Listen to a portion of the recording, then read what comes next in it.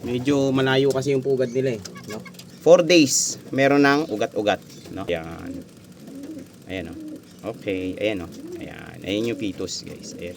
Kung titignan nyo yung mata niya, ayan, medyo malinaw na, guys, no? Pero meron pa rin yung katarata, guys. Siya yung pinakamahina, guys, na inakay, napabuga natin. Pero, mas maganda yan kaysa dito sa nanay niya.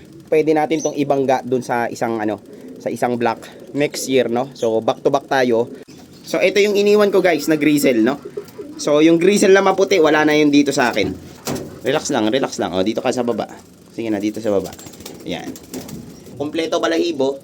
Pwede natin tong i-prepare, no? Dapat ang laro na ito December, eh. Pero yung project kasi natin, no, gusto ko siya makapagpalabas ng Black Tiger. Ang pinaka-shortcut dyan, hindi na ako magbe-breed. Bibili na lang ako ng Black Tiger.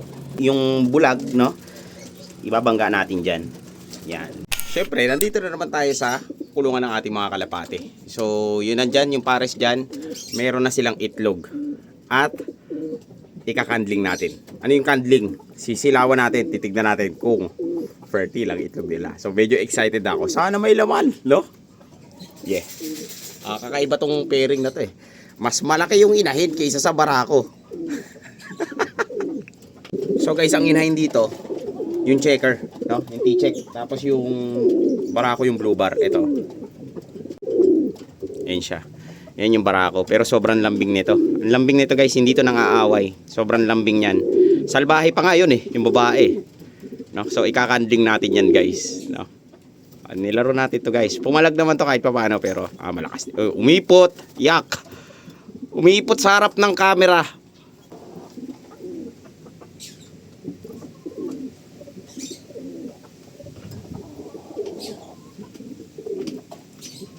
Kulit eh. O tapos yan guys, no? Ikakanding na natin yan tapos sisilipin natin ulit yung development ng mga inakay, no? So actually every 5 days ang laki agad ng ng ini-improve o ng dinedevelop ng ating mga inakay, no? So sa maiksing panahon, kaya yun. Maganda silang i-cover kasi nagbabago-bago sila kaagad, no? So yun, mamaya natin silipin yan. Ito muna, mag-candling muna tayo. So guys, pag magka-candling, ginagamit natin flashlight, no? So yun, tara, simulan natin. Medyo malayo kasi yung pugad nila eh, no? So dalawa naman yan guys. Ay, wala na silang caution. Basta sana hindi nag-crack. So ayun yung inahin, yung naglilimlim na to, no? So titestingan lang natin. Ay, mabait naman siya, no? Yan, mabait naman yung inahin. Titignan natin kung merong laman. Uy! O yan guys, oh, very good oh. Very good, may ugat, no? So ayan oh. Kita nyo guys. 4 days, meron ng ugat-ugat, no? Ito yung una nating pagkandling. So, ilalagay natin yan dyan. So, ibig sabihin, confirm, babae talaga to, tapos yung isa lalaki. No? Mas malaki nga lang yung T-check na yan. So, yung isa, ay, meron din. Ayan, o. Meron din, guys. No? Very good. Ayan siya, guys. Ayan, o. Ayan.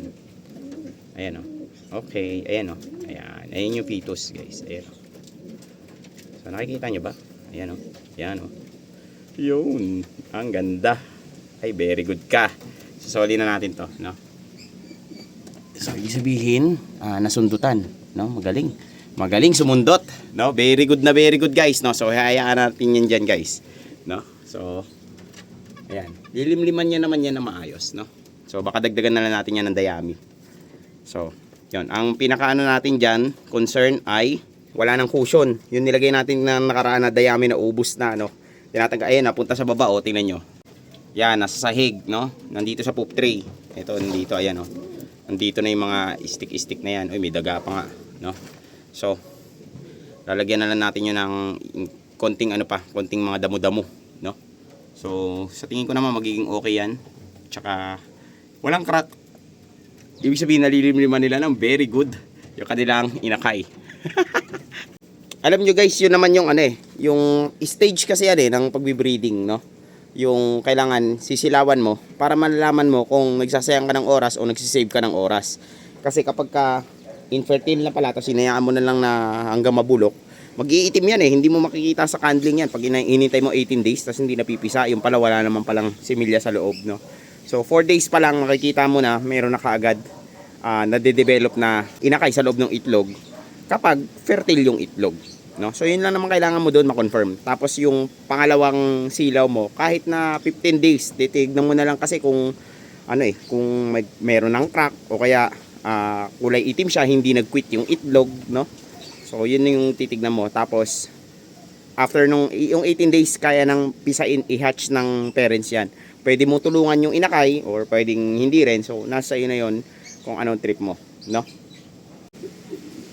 Yung kasi guys, kapag ano lang, no, kapag nakapili ka na ng breeders, no, yung sa pagpili ng breeders guys, problema pa rin yun kung paano ka pipili, no. So, may mga German Beauty Homer na mahirap talagang i-breed o yung medyo alanganin binagbabasag ng itlog, yung ibang breeders na inaapakan yung inakay, no.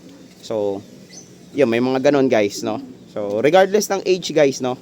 So, meron naman tayong mga bata na i-breed na hatch nila na maayos yung mga inakay nila at saka nabuhay naman nila, no. So goods naman, no. Meron ding matatanda guys na yun nga ang hirap i-breed, no. Binabasag itlog, inaapakan yung ano. So merong magaling na breeders at meron ding yung medyo matagal din nila makuha yung clutch nila, no. So labanan diyan, pasensya pag nagbi-breed ka ng kalapate. Dito guys, so far, no, wala namang problema yung mga inakay natin. So, ayan, malaki na to. Tsaka ito yung mata niya. Kung titignan nyo yung mata niya, ayan, medyo malinaw na guys, no. Pero meron pa rin yung katarata guys. Ayan, kumukulay na yung mata niya. Gandang inakay nito, no. So, mailalaban sana natin to. Pero sa susunod na lang siguro na clutch, no. Ang susunod na clutch kasi nitong breeder ay next year na. Kasi ito, wala na, alisin na natin tong inahin na to, no. Yun na lang. Babaklasin na natin to Tapos papalitan natin ng kapares yung itim na yan. Tapos ang pinakamahina natin na inakay, ito siguro. Yan, itong ano na yan, yung puti. Siya yung pinakamahina guys na inakay, napabuga natin. Pero mas maganda yan kaysa dito sa nanay niya, no? Ang nanay niya kasi mahina din to Pasok to sa standard pero mahina, no? Mahina lang na ang pictures niya, hindi malakas. Ayan, tapos ito sakto lang to, saktuhan lang, katamtaman. Kumbaga pwede mong i-entry pero maliit yung chance mo makakasungkit dito. Ito yung barako na to. Ayan, maganda rin naman yan, no? Ito, tignan nyo, ayan. Okay pa rin naman siya, no? Nagagandahan pa rin naman ako diyan. Hindi ko alam kung yan i-dispose ko, yung kapatid niya na nandoon sa taas Yung sa baba guys, ang pinaka gusto ko nagde-develop itong anak na itong pied. Ito. Yan, yung anak na itong black pied na to, tsaka na itong blue bar. No, kulay black din, pure black yung anak nila. No, so yan, dudukutin natin. Yan yung pinaka gusto kong, ang ganda ng development niya guys. No, medyo mas mahina siya nung last time, pero parang lumalakas-lakas yung features niya ngayon. Silipin natin, dukutin natin saglit, no. Meron talagang ganyan guys, no, na mahina sila ng pagka-hatch, tapos biglang umaalsa, no. Kala mo talaga sinaing Tapos ayun, biglang lumalakas, gumaganda yung features. Pero mas maganda pa rin yung naunang black, no? Itong black na to guys, wait lang, dukutin ko na, no? Kaysa tumatagal tayo dito. Ito siya guys, yan. So humaba yung ilong niya. Humaba yung ilong. Nilinisan ko to kanina no? So yun, wala siyang depekto, walang dents, no? Tsaka yun, hindi umaalsa ang ilong ng tatay nito guys, no? Ang lolo nito, no, parang bata, mukhang bata yung lolo nito. Tapos ang tatay nito, pakalaki ng katawan. Sobrang ang bulto ng katawan. So, yun, nakikita ko guys na pwede natin tong ibangga dun sa isang sa isang block next year, no? So, back to back tayo, block sa block ang pagpaparisin natin, or ipaparis ko muna yun dun sa block na nandun sa taas. May existing tayo na block dun sa taas Mamaya sisilipin natin yung block na yun, no? So, pwedeng yun ang iparis natin, ibangga natin sa inakay dito. Pero sa susunod na taon pa. So, ito guys ay pending project na to kagad, no? Project natin pure black na ang lalakas ng guys ang lalakas ng hahabulin natin no. So may mga malulupit na black nagkakalat ngayon sa market at saka sa mga pigeon shows. Ang daming black na talagang pambaragan. So medyo mahirapan tayong habulin yung mga yon, pero susubukan natin, no. So tama na tayo kahit makapalag lang tayo, no. Palag lang. So isosoli ko na to, may stress, no. So ayan, huling silip natin guys, no. Ayan, balanse ang kanyang ulo Balanse naman to guys. Hindi siya maiksi, hindi siya sobrang haba. Tapos ang gusto ko sa kanya, hindi masyadong kurbada yung tuka niya. No, so ayan, tuwid. No, so okay, susoli ko na to guys. Akala ko mababansot to eh. Tapos akyat tayo dun sa taas, sa Barako section, no. Marami akong balak na na i-project next year, no. Balak ko magpabuga ng kulay pula na inahin o ash red na inahin, no. Ash red base. Tapos, pwedeng T-check, pwedeng bar, depende kung ano lalabas doon. Tapos, gusto kong ibangga yung ash red sa pure black, no? Ganun yung gagawin natin. Kaya, ang dami nating iba back to back. Magba-back to back tayo ng blue, magba-back to back tayo ng checker, magba-back to back tayo ng black. Tapos, magba-back to back tayo ng pula. At saka, mag-i-start na rin tayo ng grizzle next year, no? So, isang grizzle na lang iniwan ko dito kasi. So, silipin muna natin yung black na nandito. Lupit dito, guys. Ito yung bulutong din to eh. No, kaya lumaki seri nito, guys. Negative yung malaki seri ha. No, so although hindi to genetically na malaki seri niya, so na-modify yung seri niya kasi binulutong sa mata, aray ko. So, ayan, nakakit tayo dito. Grabe, excited na itong iso. Ayan yung inbred, no? Lagi yan nandyan. Pagka pumapasok ako, tas dadapo sa ulo ko. Pero ngayon, naunahan ko siya. Kukunin natin yung black. Dito sa baba yun.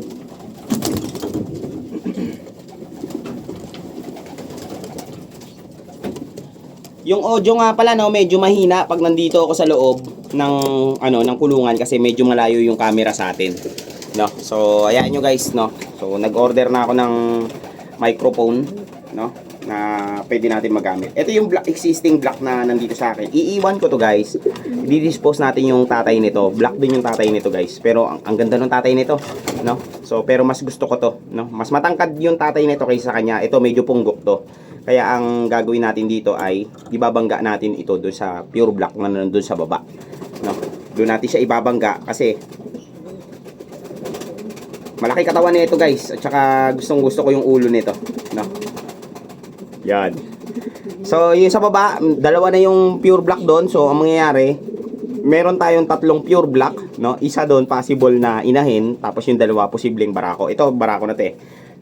Yung isa posibleng barako pa 'yon, tapos yung isa posibleng inahin, no? So, magba-back to back tayo doon at saka yung iba sa kanila ay ipanghahalo natin sa ibang kulay. Kasi gusto ko makapag-produce ng medyo gusto kong dumami yung inahin na pure black, no. So meron akong isang pure black diyan na inahin, no, nandito sa kabila. Ito to. Pure black to na inahin, no. So ito pwede silang pagbanggain nito, itong dalawa. Ito tsaka to. Pwede silang banggaan. Kaso hindi ko pa to gagamitin. Next year pa natin to gagamitin, guys, no. So, pahinga muna yan. Ito muna, actually hinog na to. Pwede na natin to ma-breed. Pero hindi ko muna i-breed, no. So, disiplina muna tayo ngayon, guys. Bali, ang gagawin natin, June, huling salang natin ng i-breed natin, no. So, ito yung huli nating i-breed. Ito yung inbred. Itong inbred ang huli nating isasalang. Tapos titignan ko pa kung anong inahin ang pwede natin ibangga dito. So ayan, ang lupit din ng nito ng ilong tsaka ng ulo. Ang pinaka negative dito guys, maiksi ilong nito, no, maiksi. So hindi ko pa alam kung paano natin papahabain yung ilong nito. Napakabait nito, ayan oh. Ano baby, ha? Ano baby? No. Yan, ito i-breed natin guys, no. Kasi ang ganda ng tayo nito guys. Ito. Ang ganda ng tayo nito, ito, silang dalawa, oh. Itong dalawa. Ang ganda tayo nila. Pwede rin silang pagbanggain. No, pure black tapos ito, checker. No. So, maganda sana sa blue natin ibangga eh. Pero wala na tayong blue na inahin diyan. Meron akong inahin diyan, napakaliit, no? So, hindi na natin siya i-breed kasi gagamitin ko yung maliit na inahin na yon sa hybrid na. No, pang-hybrid natin. Tapos next year, magsasalang din tayo ng grizzle, no? Ito guys. Ito, no? So, kaya kailangan natin na mapahinog yung black na na inakay yung bulag, no? Ibabangga natin diyan. Yan, dito sa grizzle na to. Actually guys, no, ito yung grizzle, no. Actually guys, pwede naman tayo mag-shortcut, no? Pwede tayong bumili ng inahin na pure black na kaagad. So pwede 'yun, no? Lalo kung halimbawa ikaw may budget ka, no, para makatipid ka sa oras. Bibili ka na lang ng ipapares mo, Pero yung project kasi natin, no, gusto ko siya makapagpalabas ng Black Tiger. Ang pinaka-shortcut dyan, hindi na ako magbe-breed. Bibili na lang ako ng Black Tiger. No? Pero since meron naman tayong mga black, hindi naman ako nagmamadali.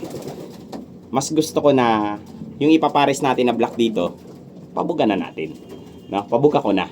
Yun, para kabisado ko kung ano yung mutation ng ibon, no? Kasi ito hindi ko pa alam yung mutation nito, guys. Hindi ko alam kung ang mga magiging anak nito kung sa sargo ba o dalawa ba yung ilong o isang buo yung ilong. So hindi ko pa alam, no? Saka pala natin malalaman yung mutation nito kapag next year na ma-breed natin siya, no? So yun. O, ang target na natin dito makapagpalabas tayo ng ganito din kulay or ng blue na grizzle or Black Tiger, no? So ito yung iniwan ko, guys, na grizzle, no? So yung grizzle na maputi, wala na yun dito sa akin. Ayan, ito siya. So siya yung iniwan natin at ipapares natin yan sa pure black. So depende, guys, kung anong makaka-timing. Pwede natin yung ibangga dito, actually. Dito, ito pure black na to. Pwede natin yan dito ibangga. Or pwede rin natin siya ibangga doon sa blue dyan sa baba. Yung nasa yung dirty blue natin. Saan na yun? Saan yung blue natin na na dirty? Ayun. Ayun. Pwede natin siya ibangga din doon. Kasi yung mga inahin dito sa kabila, bata pa, no? Ang inahin diyan, saan ba yung inahin diyan? Ito, mukhang inahin to eh. Mukhang magiging inahin yan. Ayun, maliit yun na inahin. Ay, ito pala, ito maliit to na inahin. Tapos, ayun, matanda na yung kulay puti. Tsaka ito, batang-bata pa yan. No? Ayun, kasi barako eh. Mukhang barako yun eh. Grabe ba ito? Ano? Ha? Ano, baby? Ha? Relax ka lang kasi. Oh. Relax lang. Oh, dito ka sa baba. Sige na, dito sa baba. Ayan. No? O, kaaway sila. Oh. Inahin yun sa kabila, ang tapang. Actually, dapat, guys, ngayon, ang gagawin kong video sana, magpe-prepare tayo ng ibon. No? Kaso nga lang, 2 weeks na lang eh. 2 weeks na lang, no? So, isolate lang natin ito. I-isolate pa natin to. Tapos baka yung red bar na lang madala ko. No? Kasi, hindi ko alam kung aabot yung ibang ibon eh. Titignan natin, guys, kung ano yung mga aabot na ibon, no? So, tapos noon, yun, tuloy-tuloy na tayo. Kasi 2 weeks na lang, show na, guys. No? So, sa inahin, hindi na tayo sisilip, ha? No? So, ito, guys, pakita ko sa inyo yung red bar.